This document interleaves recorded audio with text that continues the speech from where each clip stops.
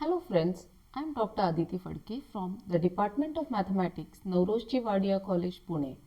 Today I shall be talking to you about one very extremely important result in elementary number theory. It is called as the division algorithm. This result can in fact be thought of as one of the foundation stones in the study of integers. We will divide this video into three parts. In the first part, we will look at lots of examples which lead to a natural way of stating the division algorithm. In the second part, we will look at the statement and the proof of the division algorithm. And in the last part, we shall look at some applications of the division algorithm to problems. Look at this picture. There are 9 pieces of pie and they have to be divided among 4 children in such a way that you are not allowed to break any pie into further pieces. So, one way to do it would be give 2 pieces to each and keep away 1.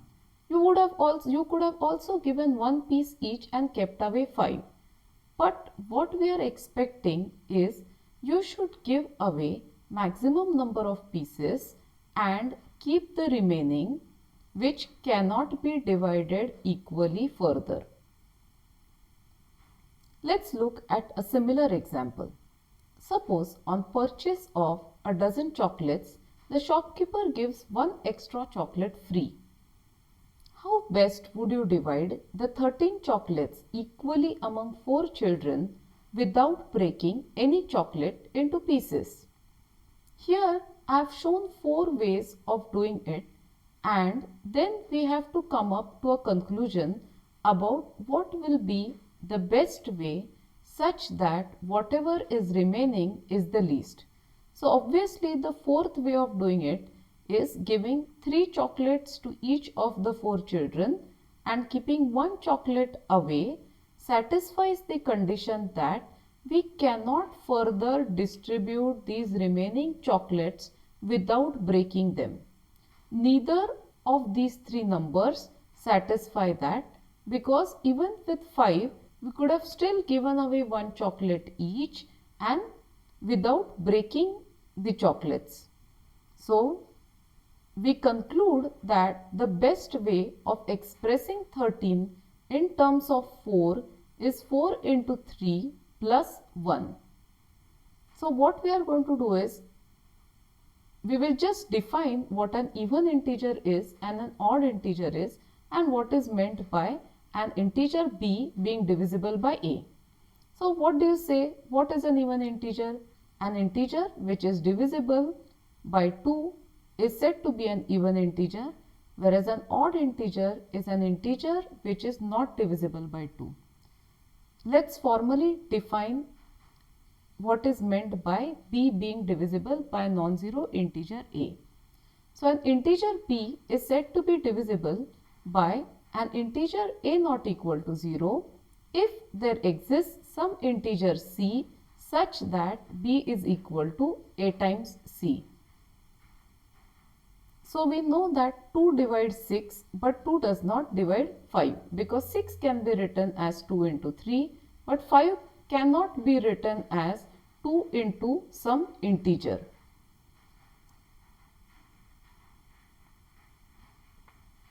Now we will roughly formulate the division algorithm. I am saying roughly because this is just from the above examples. What we are trying to do is we take a number and we divide it. We take a number and we divide it by a divisor. We get a quotient and we get a remainder.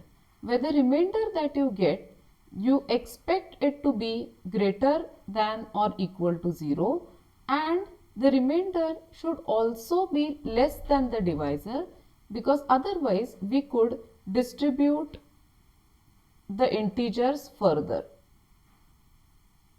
So suppose n is 12 or 13 or 14 or 15, and let us take d is equal to 2. Once you know d is equal to 2, the possible candidates for the remainder are either going to be 0 or they are going to be 1. So we can see that 12 is written as 2 into 6 plus 0, 13 is written this way, 14 and 15. So the remainders are either 0 or 1. Let n be any integer and it be divided by 2. So all the integers that leave remainder 0 when divided by 2 are called as even integers. So you can see why they are of the type 2 times k, whereas all integers which leave remainder 1 are called as odd integers. So you can again see over here that they can be written in the form 2k plus 1. So any integer n can either be of the form 2k or it can be of the form 2k plus 1. Here I have given few more examples where n is equal to 13, 14, 15 or 16 and d is 4. So when d is equal to 4, the remainders are either 0, 1, 2 or 3. And we look at these examples. We have to be careful when we divide 13 by minus 4. In this case, you will have to adjust the sign of the quotient. Note that the remainder is always greater equal 0, but the quotient can be negative. Let's look at this example when minus 13 is divided by 4. If minus 13 is divided by 4, let's look at two expressions. Which of these expressions is correct? Now over here you will see that the remainder is negative. So we cannot take this as the correct expression. Whereas over here you know that r is greater equal 0 and we can also observe that 3 is less than 4, which is the absolute value of the divisor. Similarly over here 3 is less than absolute value of minus 4. So writing this is the correct way of expressing n in terms of q and r.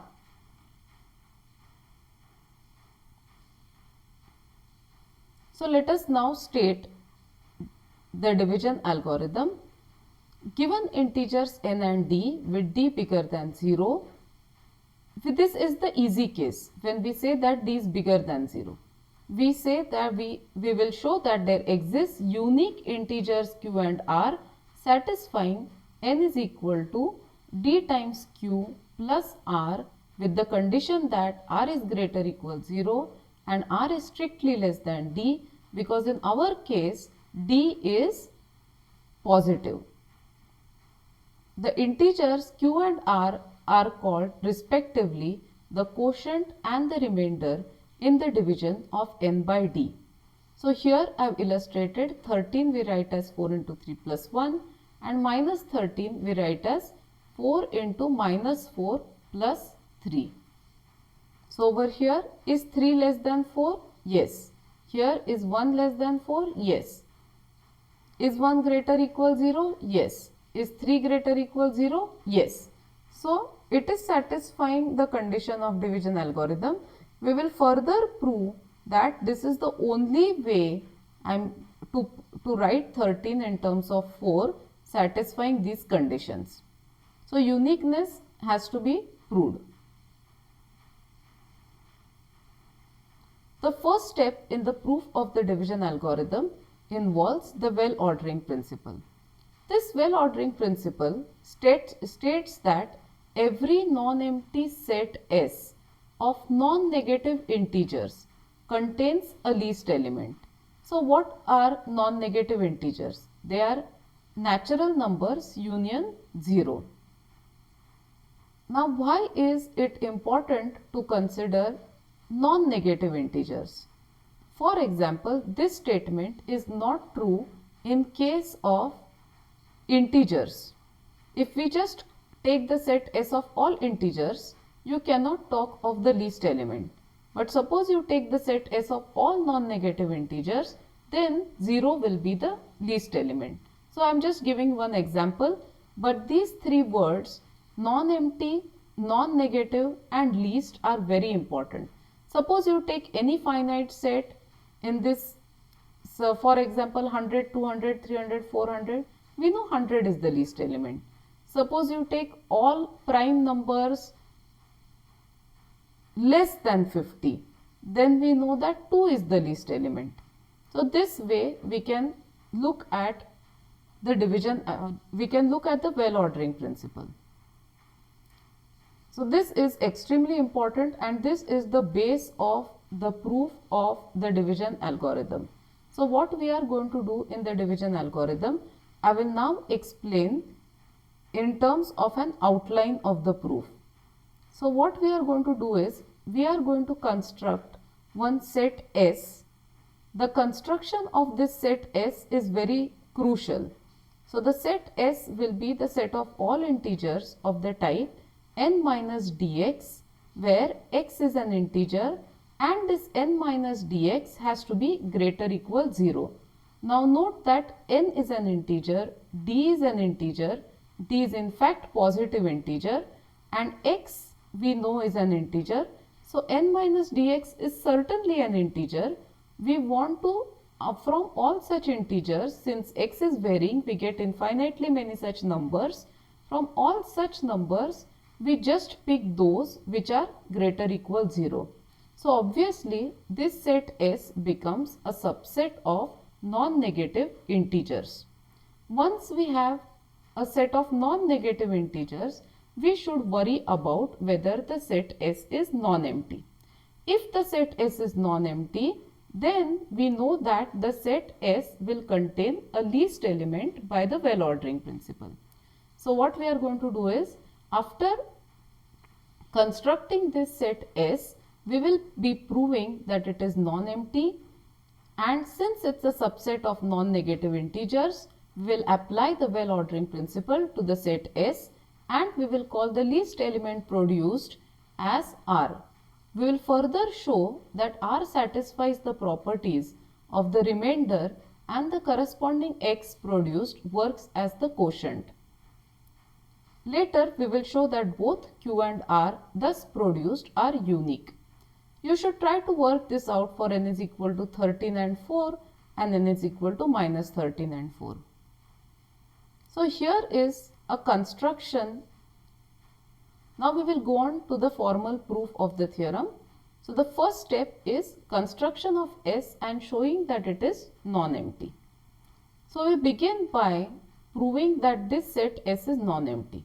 Now how do we do it? So if we are, what is in our hands? N is given to us, D is given to us, we can churn out an X such that n minus dx will be greater equal 0. Now we know that d is positive integer, so we know that d is greater equal 1. So multiplying both sides by modulus of n, we get mod n into d is greater equal n. Now we add n on both sides, so we get n plus mod n into d is greater equal n plus mod n.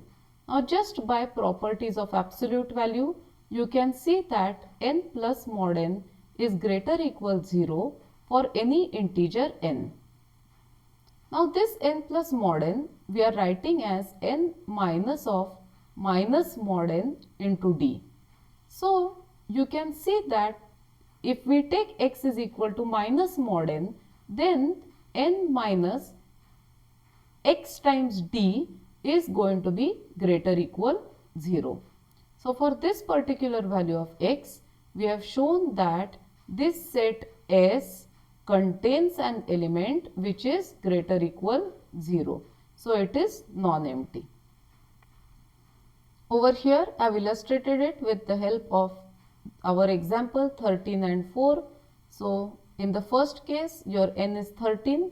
So you take x to be minus of mod 13, which is minus 13.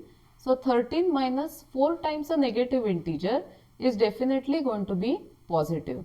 Certainly over here, similarly over here, we take x is equal to minus of mod of minus 13.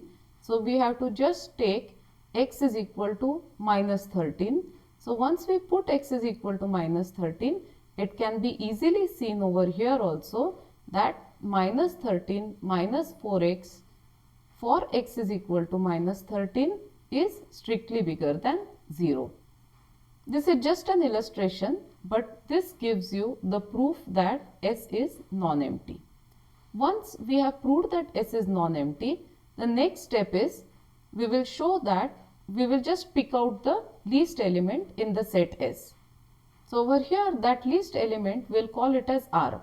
By definition of S, we know that R is greater equal 0.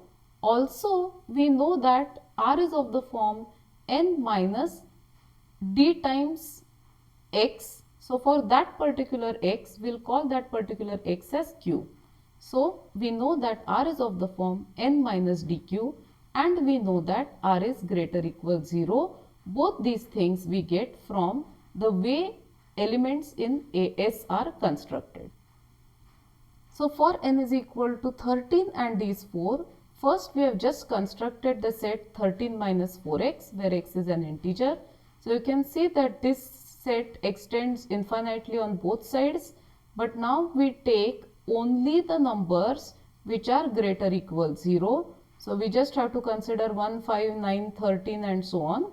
Now obviously this set S is non-empty, it is a set of non-negative integers, and the least element is 1, which is our R, and this 1 has been written as 13 minus 4 into 3. I am again and again coming back to this example so that you understand each step of the proof perfectly. So now we have produced a remainder which is greater equal 0 and which is of the form n minus qd. Now we should show that it is also strictly less than the divisor. So how do we show that it is strictly less than the divisor? We don't have any tool right now at hand, so we will try and use the method of contradiction. So suppose it was not the case. What does it mean? Means R is bigger equal D. Then you consider this expression n minus q plus 1 times d. So just expanding it out, you will get this is equal to n minus qd minus d, which is equal to r minus d. This is r and this is minus d, which we know, since we are assuming that r is greater equal d, we know that r minus d is greater equal 0. Now we know that this integer that we have constructed is of the form n minus some d times x. So it is of the form of elements of S. Also we can clearly see that this r minus d is strictly less than r because we know that d is positive. Now this leads to a contradiction because we had assumed that r is the smallest integer or the smallest non-negative integer in the set S. So we cannot have something which is in the set S but which is smaller. So our assumption that r is strictly less than d is certainly wrong. Sorry, r is greater equal d is wrong, and we get that r is strictly less than d. So now we have proved that the remainder is strictly less than the divisor. The last part of the proof, we have to show that both q and r are unique. Now suppose that n has two representations of the desired form.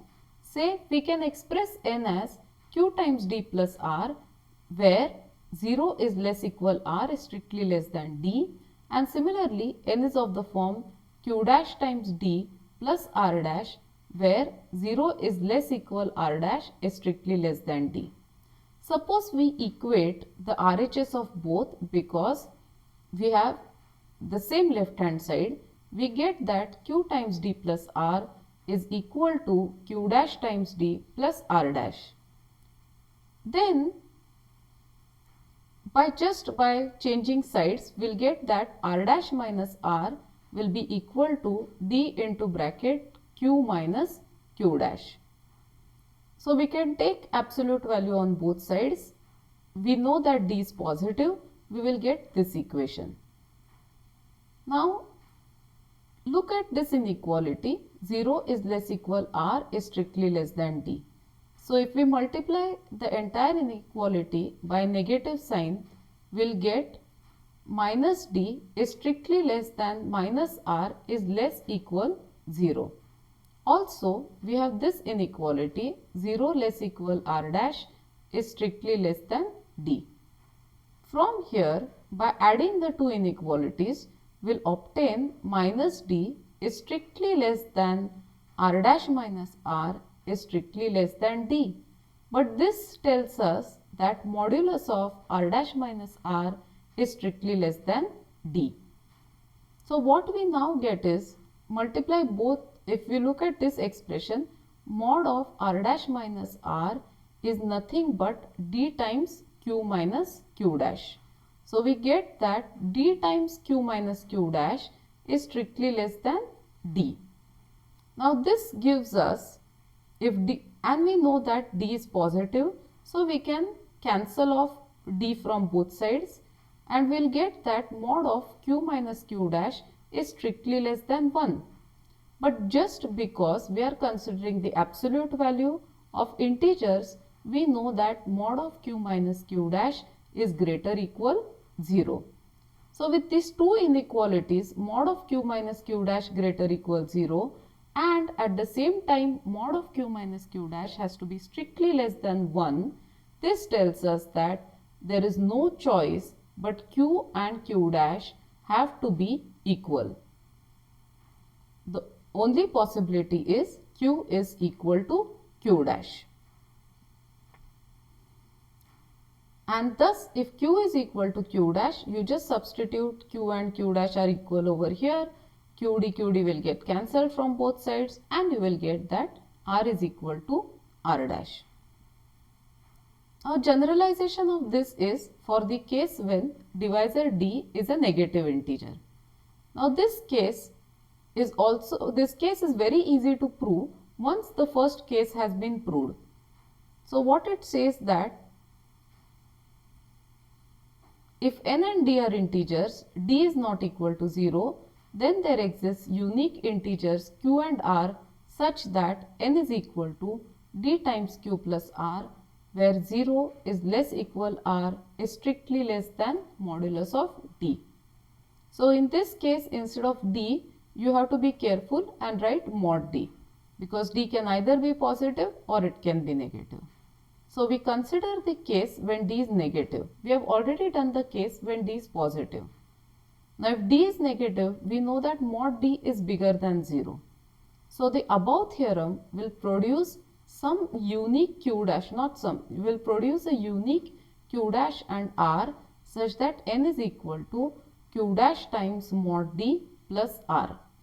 But what is modulus of d? If d is negative, mod of d is nothing but minus d.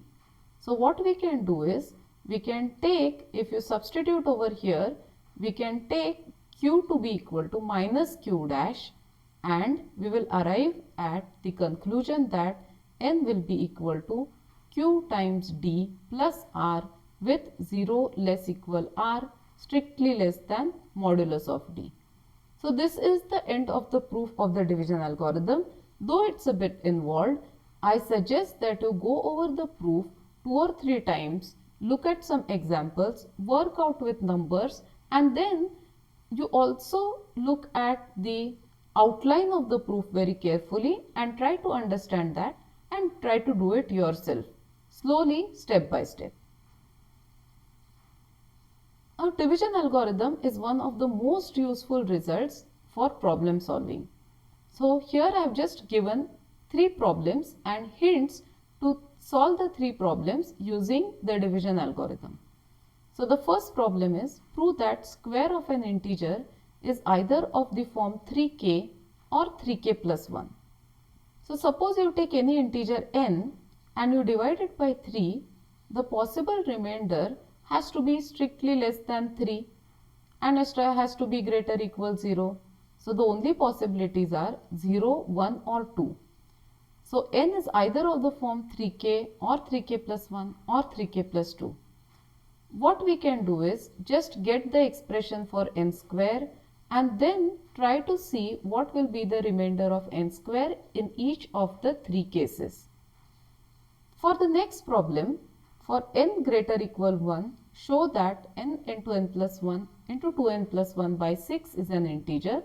Here also what you do is you take these, you want to show that this is an integer, so you want to show that the numerator is divisible by 6. So what you can do is just take different types of n. So your n can either be 6k or 6k plus 1 up to 6k plus 5, and in each case you work it out separately and you will be able to show that the numerator is divisible by 6. A question that I want you to think about is, can the above be done by showing that this expression is divisible by 2 as well as 3? Please give this a thought. The last problem that we will see is, show that no number of the form 11, 111, ... is a square of an integer. So what I have done is just express 11 as 4 into 2 plus 3. 111 is 108 plus 3. So do you observe that this part is divisible by 4? So this number is of the form 4k plus 3. Similarly, this number is of the form 4k plus 3.